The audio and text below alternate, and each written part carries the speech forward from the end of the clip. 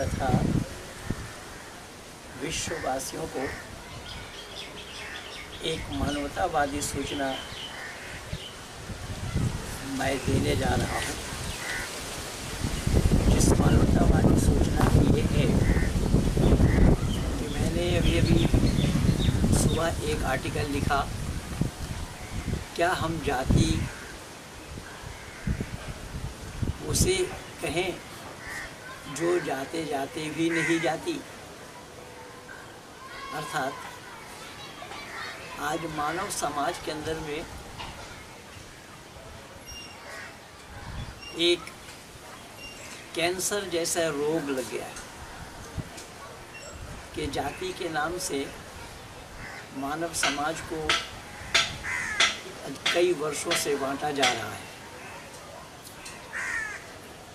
जबकि यह रोग आज का नहीं है, रोग बड़ा पुराना है।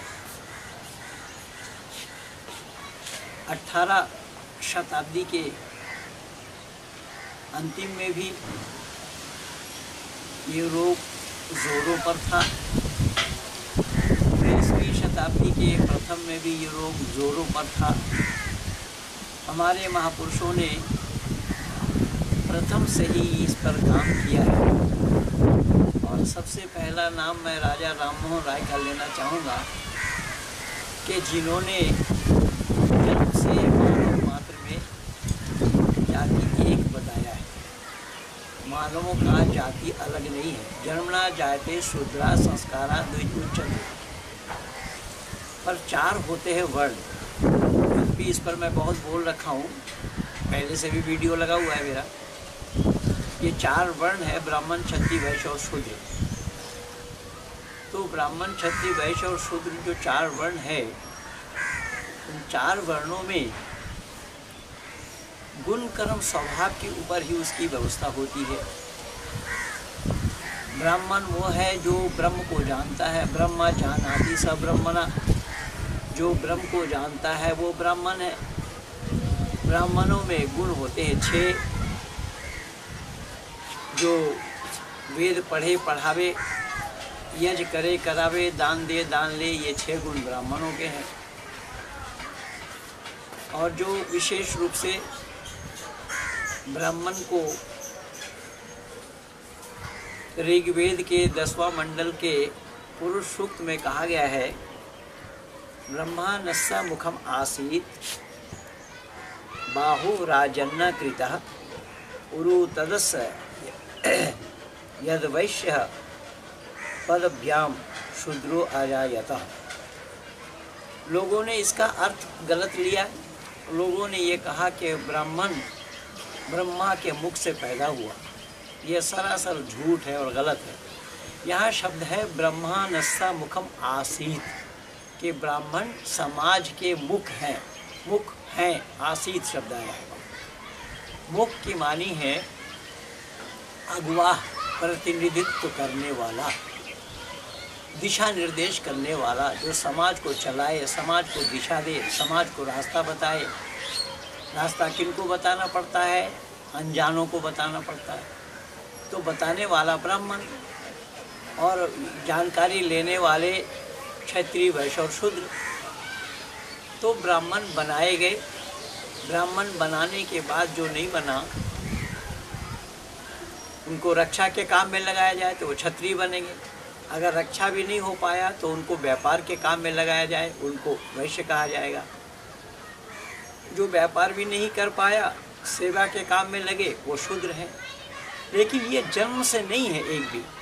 आज भारतवर्ष को विशेष करके बर्बाद करने की कगार पे ये राजनेतागण मानव समाज को जाति के नाम से बांटकर, मानव समाज को जाति के नाम से दूषित कर रहे हैं। तभी तो इन्होंने मानव समाज को गाली दिया है कि ब्राह्मण, क्षत्रिय, वैश्य और को इन लोगों ने गाली दिया है कि तिलक, तराजू और तलवार इनके मारो जूते 4। ये काशीराम और मायावती के द्वारा ये गाली सुनाया गया। पर आश्चर्य की बात यह है कि ब्राह्मण कौन है इसको जाना नहीं, क्षत्रिय कौन है उसको समझने का प्रयास नहीं किया, वैश्य किसको कहा गया वो भी नहीं जानते। और शूद्र ये कह रहे हैं कि हमें शूद्र, अरे शूद्र क्या है? शूद्र के मानी है सेवा करना। लेकिन इसको वैदिक संस्कृति में जा कर के हम देख सकते हैं, पा सकते हैं, मिला सकते हैं, ले सकते हैं। वैदिक संस्कृति में इसको अच्छे ढंग से बताया गया। वैदिक संस्कृति में मानव समाज के अंदर से वैमनस्यता को दूर करने के लिए हमारे ऋषि मुनियों ने हमें परंपरा दी है। शरीर को भी 4 हिस्सों में बांटा है। ये ऊपर वाला हिस्सा सर से गला तक का, इसका नाम ब्राह्मण है, क्योंकि 5 के 5 ज्ञानेंद्रिय इनके पास है। देखना, सूंघना, खाना, सुनना और पता लगाना। त्वचा, कुव्वते हिस जिसको कहते हैं, स्पर्शन शक्ति, ये 5 के 5 ब्राह्मण के पास है। इस बाजू को छत्री कहा गया। अगर एक दूसरे को मारने का प्रयास करता है, डंडा चलाता है, तो उसका निशाना सर होता है कि सर में एक डंडा मारो, खत्म करो उसको। लेकिन इस सर को बचाने के लिए हाथ ही भागता है। बाबू साहब जिनको कहते हैं आप, क्षत्रिय जिनको कहते हैं, क्षत्रिय अपने लिए परवाह नहीं किया, ब्राह्मण को बचाना इनका काम है। क्योंकि ये जानते हैं कि ब्राह्मण अगर नहीं है तो तुम भी नहीं रहोगे।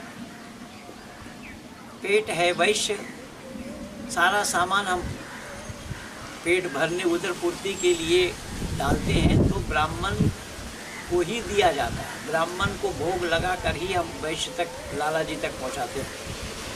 और लाला जी बड़ी जिम्मेदारी वाले पद है। ये जिनको जितना सामान चाहिए उनको उतना ही देता है। अगर किसी को कमोबेश दे दे तो अगले दिन डॉक्टर के पास जाना पड़ेगा। सर में दर्द हो रहा है, डॉक्टर का हाथ आपके सर में नहीं जाएगा, पेट में जाएगा कि लाला जी देने में चूक किया। ये है समाज में मानव शरीर की जो एक दूसरे का संपर्क है, संबंध है मानव शरीर में। समाज में भी ठीक इसी तरीके से पाँव को शूद्र बताया गया। तो पाँव को बिना बढ़ाए, पाँव को बिना रखे, पाँव को बिना चलाए ना पंडित को ले जा सकते हैं आप, ना बाबू साहब को ले जा सकते हैं, ना लाला जी को ले जा सकते हैं। शूद्र है सेवक। इसलिए हमारे ऋषि मुनियों ने हमें यज्ञ करते समय अंग स्पर्श से इसको बताया है कि अंग स्पर्श में किस तरीके से आचमन और अंग स्पर्श का तात्पर्य क्या है, ऋषियों ने भली भांति हमें समझाने का प्रयास किया। आचमन करने के बाद बायां हाथ में पानी लेते, दाहिना हाथ में मध्यमा और अनामिका 2 उंगली का सहयोग लेकर के अंग स्पर्श करते हैं। पहले होठ में लगाते हैं, वांग में आसी अस्तु। यहाँ एक वचन में ही है, एक जगह लगाना है, पर लोग दोनों तरफ लगाते हैं, पर यहाँ दोनों तरफ नहीं है, वाक में दोनों तरफ है। समझा, यहाँ वांग में आसी अस्तु, होठ में एक बार लगाना है। परमात्मा से विनती है हमारे बोली में वो ओज दे, वो शक्ति दे, वो ताकत दे कि जिससे मैं असत का विरोध करूं। नाक में लगाया, प्राण शक्ति को बढ़ाने के लिए परमात्मा हमारे इस प्राण शक्ति को बनाए रखना, क्योंकि वर्ण परमात्मा को किया गया, उस परमात्मा से मांग की जा रही है। आँख में लगाया, परमात्मा हमारे आँख के ज्योति को वृद्धि करना, गलत काम देखूं तो मैं इसको रोकूं आदि आदि। कान में लगाया इस तरीके से, फिर पूरे शरीर में छींटा, बाजू में लगाया, जांघों में लगाया, पूरे शरीर में छींटा। शरीर के अंग प्रत्यंग को छू करके पानी शीतलता का प्रतीक है। परमात्मा से केवल विनती की जा रही है, परमात्मा से प्रार्थना किया जा रहा है कि परमात्मा आप हमारे शरीर के अंदर में ताकत दीजिए, बल दीजिए, ओज दीजिए कि मैं अन्याय के खिलाफ लड़ूं, अन्याय के खिलाफ काम करूं, सत्य का प्रतिपादन करूं। लेकिन आज धरती पर हो रहा है काम उल्टा। आज छोटे छोटे बच्चों के दिल और दिमाग में ये बात भरी जा रही है, गांधी जी के बंदर 3, खाते नहीं किसी से छीन। और उन तीनों बंदरों को आपने देखा होगा कि एक मुंह में हाथ दिया, कान में हाथ रखा है, एक आँख में हाथ रखा है, यानी देखो मत, बोलो मत और सुनो मत। इससे समाज का बहुत बड़ा समाज को हानि हुई, समाज को नुकसान हुआ इससे कि जो सच्चाई का उजागर करना था, ऋषि मुनियों ने हमें जो ताकीद किया है, ऋषि मुनियों ने जो उपदेश दिया है, उस पर कुठाराघात किया है। केवल इतना ही नहीं, देखिए कि हाथ में उंगली 5 है, 2 को लिया, 5 का नाम अलग, 5 का काम अलग है। इसका नाम है अंगूठ, जो सिग्नेचर करना नहीं आता लोग कहते हैं उसका अंगूठा लगाओ। और ये परमात्मा, उस परमात्मा की चर्चा, जबकि बौद्धिस्टों ने नहीं माना इस चीज़ को, बुद्ध परमात्मा को नहीं मानते। धरती पर इतने मानव हैं लेकिन एक का अंगूठा दूसरे के अंगूठा के साथ मेल नहीं खाता। अब इससे अंदाज़ा लगाया जा सकता है कि हमारा परमात्मा कितना बड़ा विश्वकर्मा है, कितना बड़ा रचयिता है, कितने बड़े कलाकार हैं कि हर एक फरमा से अलग अलग सामान निकलता है। यानी ब्रह्मांड में जितने मानव हैं, एक का अंगूठा दूसरे का अंगूठा के साथ मेल नहीं खाता। इन सब बातों को सोचने, समझने और जानने की क्षमता तो उन विद्वानों के पास भी नहीं रही, जिनको लोगों ने विद्वान कहा, जिनको लोगों ने संविधान का रचयिता कहा, संविधान का लेखक बताया। उन्हें भी इन बातों की पहचान नहीं है। वो नहीं जानते हैं कि कौन है वो परमात्मा। उन्होंने भी परमात्मा से मुंह मोड़ा और हिंदू समाज को छोड़ करके बौद्ध समाज को ज्वाइन किया। जिन बुद्धों ने मूर्ति पूजा नहीं की, खैर मैं बाद में आ रहा हूँ। देखिए अभी ये अंगुष्ठ बताया गया, इसका नाम है तर्जनी, डांटना, दपटना, फटकारना, दिखलाना, बतलाना आदि आदि, सब इसी उंगली से होता है। ये बड़ी है, सबसे ऊंची है, ये चिल्ला रही मैं बड़ी हूँ, मैं बड़ी हूँ, मैं बड़ी हूँ। लेकिन इसने बोली तू बड़ी चिल्ला करके बोलेगी? बोले मैं बड़ी हूँ, बोलूँ क्यों ना। इसने बोली मैं हूँ अनामिका, मेरा नाम अनामिका है, मैं बिना नाम वाली हूँ। तू नाम के लिए मरी जाती है, लेकिन जो नाम के लिए मरते हैं, जो गर्व करते हैं, तो जिन्होंने गर्व किया है मिट गए उनके वंश, उन तीनों कुल तुम याद करो, रावण, कौरव, कंस। वो घमंड में चूर थे, इसीलिए उनका नाश हुआ। ये कह रही है मैं अनामिका हूँ, मेरा नाम अनामिका है, इसीलिए लोग सोने की छल्ला मुझे पहनाते। जब यज्ञ आदि, तिलक आदि के कार्य, शुभ कार्य में तिलक लगाने का काम होता है तो लोग मेरे से ही तिलक लगाते। तो किस तरीके से मेल है। ये छोटी बोल पड़ी, मैं छोटी अलग कर दिया। इन चारों ने मिलकर के जवाब दिया भैया छोटे हो लेकिन हो हमारे शरीर के। जब कोई मुक्का मारता है, गुस्सा मारता है, सारा बोझ तुम पर होता है, सारा बोझ छोटों पर होता है। अरे जब समाज में कोई छोटा है तो ये ज़रूरी है कि बड़ा भी होगा कोई। जब बड़ा होगा, बड़ा है कोई, तो ज़रूरी ये भी है कि छोटा भी होगा। वरना एक को ना बड़ा गिना जाता ना छोटा कहा जाता है। पर इस सत्य से समाज विमुख है और विशेष करके आज के राजनेताओं के द्वारा मानव समाज को दिग्भ्रमित किया जा रहा है। मानव समाज को बांटा जा रहा है, किसी को दलित कह के पुकारा जा रहा है, जबकि जन्मना जायते शूद्रा संस्कारा द्विजुच्यते। ये शास्त्र का कहना है। ये 4 वर्ण है, चतुर्वर्ण मयासिष्टम गुण कर्म विभागसौ, जिसका प्रचार योगेश्वर कृष्ण ने भी किया है। राजा राम मोहन राय ने विरोध किया, बंकिम चंद्र चट्टोपाध्याय ने भी विरोध किया, पंडित ईश्वर चंद्र विद्यासागर जी ने भी विरोध किया, ऋषि दयानंद ने भी विरोध किया। समाज में अग्रणी ऐसे अनेक लोग हैं। और जिस अम्बेडकर को हिंदुत्व को छोड़ना था, हिंदू से अलग होना था, उसी अम्बेडकर को भारत से लेकर के लंदन तक पढ़ाने के लिए ये सारा प्रयास आर्य समाजियों का रहा है। मैं इससे पहले वीडियो में बता चुका हूँ कि सयाजी राय गायकवाड़ का बड़ा योगदान था, राजर्षि साहू जी का भी बहुत बड़ा योगदान था अम्बेडकर जैसे लोगों को बनाने के लिए। तो अम्बेडकर को वैदिक धर्म स्वीकार नहीं था, सत्य सनातन वैदिक धर्म को उन्होंने त्याग दिया और बुद्धिस्ट को अपनाया। बुद्ध प्रतिमा नहीं पूजते, मूर्ति नहीं पूजते, लेकिन आज देखिए बुद्धिस्टों को, ये बुद्ध को और अम्बेडकर को दोनों को पूजते हैं। अब तो हाथी को ही पूजने लगे हैं लोग। तो ये सारा काम जो हो रहा है मानव समाज के लिए कुठाराघात है। मानव समाज को दिग्भ्रमित करने का ये साजिश है कि मानव को जाति के नाम से नहीं, परमात्मा पर दोष लगेगा। परमात्मा ने मानव मात्र की एक ही जाति बनाया है, 4 वर्ण है। अब दुर्भाग्य की बात देखिए, वर्तमान समय में हमारे जो राष्ट्रपति हैं उनको दलित कहा जा रहा है कि ये राज्यपाल भी रहे। अब राष्ट्रपति हैं, भारत का 1 नंबर का नागरिक है, वो भी अपने को दलित बता रहे।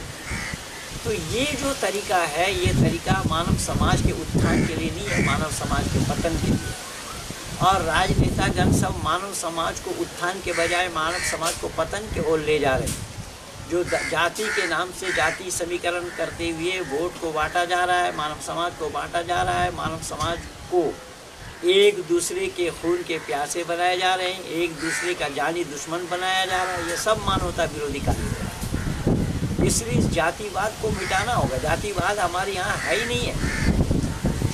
जातिवाद के लिए परमात्मा ने कहीं पर भी उपदेश नहीं दिया कि ब्राह्मण समाज के मुख है, दिशा निर्देश करने वाले हैं, क्षत्रिय रक्षक है, बाहु रक्षक है, पेट वैश्य है और पांव शूद्र है। पर ये सब एक ही शरीर है, एक शरीर के ये अंग हैं। ये एक दूसरे के साथ जैसा मेल है, ठीक उसी तरीके से समाज के अंदर में भी ऐसा ही मेल लाना पड़ेगा। जब हम रास्ता चलते समय पाँव में ठोकर लगती है या कांटा चुभ जाता है तो पंडित जी आंसू बहाते हैं, पंडित जी उस कांटा को दांत से भी निकालते हैं, ये सब काम होता है। तो इस तरीके का मेल जब तक हम समाज में नहीं लाएंगे, समाज में जब इस तरीके का वैमनस्यता को हम समाप्त नहीं करेंगे तो मानव समाज का उत्थान होना संभव नहीं है। इसलिए बंधु, मैं अपनी बात आप लोगों के सामने ये भी बताना चाहता हूँ कि अम्बेडकर अगर मेरे जैसे आर्य समाज में रहते होते तो वो भी पंडित कहला सकते थे। जैसा आज संपूर्ण विश्व के आंगन में महेंद्र पाल आर्य को पंडित महेंद्र पाल आर्य कहकर लोग पुकार रहे हैं। तो पंडित एक गुण है, ना कि जन्म से। तो ये गुण को जो अपना लेता है उन्हें पंडित कहा जाता है। लेकिन भारतवासियों ने तो विशेष करके पंडित उनको कहा, जवाहरलाल नेहरू को। जो जवाहरलाल नेहरू कह रहे हैं कि दुर्भाग्य से मैं हिंदू हूँ, लिखने पढ़ने में मैं अंग्रेज़ हूँ, खान पान में मैं मुसलमान हूँ और दुर्भाग्य से मैं हिंदू हूँ, उन्हीं लोग पंडित कह रहे हैं। जबकि पंडित का परिभाषा क्या है जवाहरलाल ने उसके 14 खानदान को भी नहीं मालूम, मैं दावा के साथ कह रहा हूँ। अब ये जनेऊधारी पंडित कह रहे हैं इनको, राहुल को, जबकि उसको मालूम ही नहीं है कि जनेऊ होता क्या है, जनेऊ का तात्पर्य क्या है। तो इस तरीके से भारतवर्ष के अंदर में मानव समाज को दूषित किया जा रहा है, मानव समाज को बदनाम किया जा रहा है और ये परमात्मा पर दोष लगाया जा रहा है। इसलिए बंधु, मैं 2 टुक में आप लोगों से यही निवेदन करूंगा कि इस व्यवस्था को दूर करना हो तो वेद के शरण में आना पड़ेगा, वैदिक संतति को अपनाना पड़ेगा, वैदिक परंपरा को जानना पड़ेगा, उस पर अमल करना पड़ेगा, तभी हम मानव समाज का कल्याण कर सकते हैं।